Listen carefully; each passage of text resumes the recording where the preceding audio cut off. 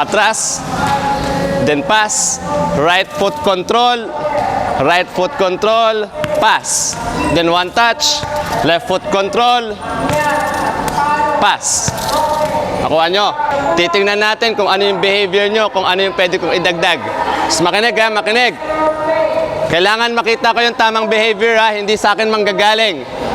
Kuha, pero kung mali yung behavior nyo, saka ko i-check mamaya, saka ko i-correct. Ano kaya yung behavior na hinahanap ni coach? It's up to you. Tingnan natin kung ano yon. Partners, let's go. Mga bangkay ba tayo? Ha, mga bangkay ba tayong nagte-training dito? O may katawan na mayroong emotions? Tinatanong ko kayo, mga bangkay nga ata itong nandito eh. Mga dead bodies. Okay, pag nagte-training tayo, you are alive and performing. Pag naglaro kayo, eto lang. Oh, is this training? Ha? Is this training? Tanong ko boys, training ba siya? Ha? Ulitin ko. O, tingnan nyo, panoorin nyo ako. Oh, maganda bang tingnan, Jonah? Ha?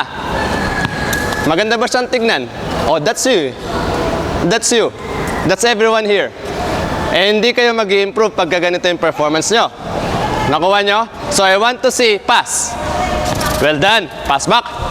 Yes. And again. Well done. Pass back. Good. Okay? O ano? Am I alive? Am I alive? Am I performing well? O ano pwede natin i-adjust? Ha? Meron pa kaya dadagdag? Pass. Great. Well done. Check back. Yes. Again. Pass. Okay. Well done. Good. Ikaw, Micah, anong pwede mo idagdag? Ha? Anong pwede mo idagdag dito, Micah? Ha? Huwag mo akong tawagin, coach. I'm a player now. Ano? Micah, andito ako. Anong gagawin ko dito? Pass back. Ano yung lagi natin sinasabi pag magpa-pass back dapat yung teammate na pinasahan mo? Ha? Ha? Manon. Kasi may opponent ako dito eh. Ito yung exercise, everyone. Kaya ako lumapit dito, may opponent sa likod ko. Anong sasabihin mo pag pinasa mo? Man on. So I do one touch. Okay? So ako dito, nagpe-perform ako. Yung kabilang side, nagpe-perform din. Naintindihan nyo? You're not dead bodies.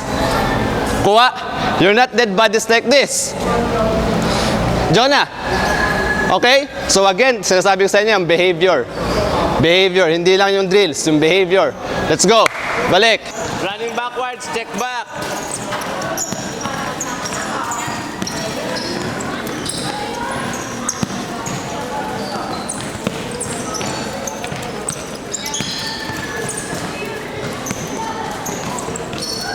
Anong naramdaman nyo when you're talking? Girls, anong naramdaman nyo when you're talking? Ha? Alive. Ano pa? Anong naramdaman nyo when you're talking? Mas napagod. Ano pa? Mas may intensity. Okay? Ano yon? Hyper. So yun yung effect ng communication. Nakuha nyo? So that's the value of communication. If you're playing without communication, hindi kayo mag-i-improve. Hindi kayo magiging elite player.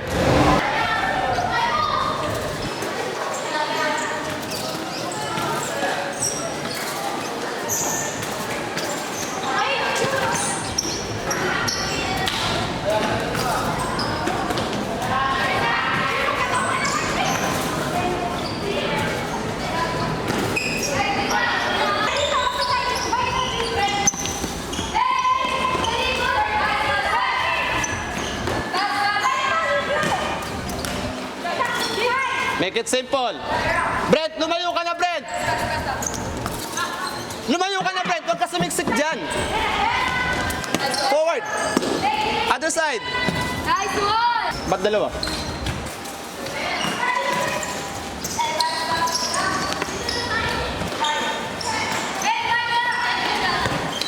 Good one.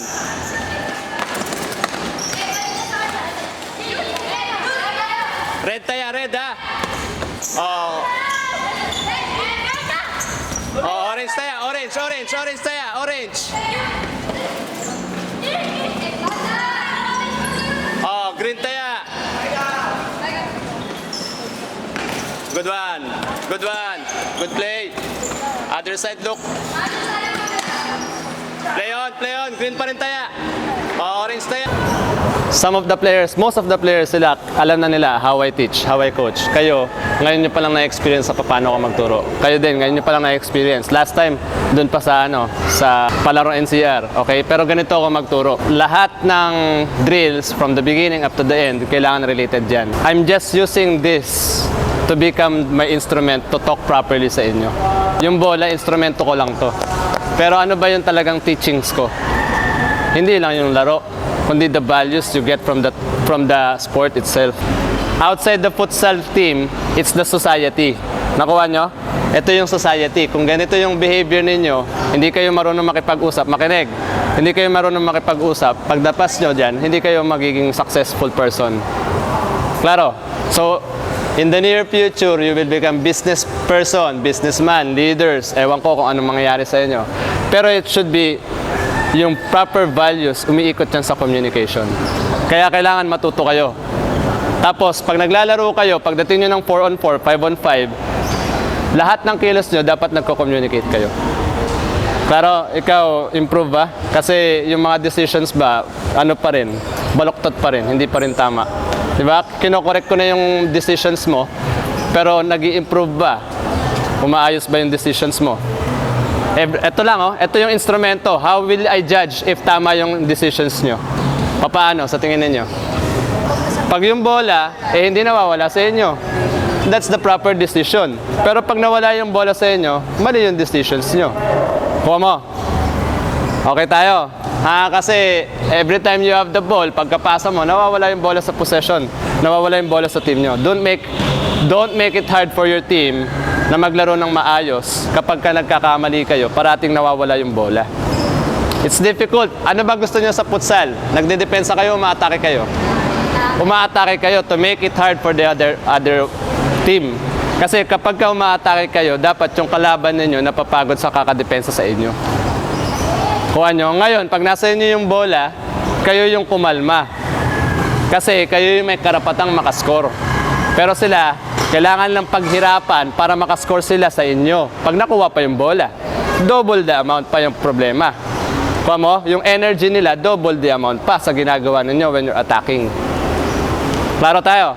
Kaya ine-emphasize ko sa inyo kanina is yung communication. Kasi without proper communication, hindi kayo magkakaintindihan. Kita mo yung correction ko sa iyo kanina? When you did it properly, ano nangyari? Gumanda yung ikot ng bola. And that's how you play futsal.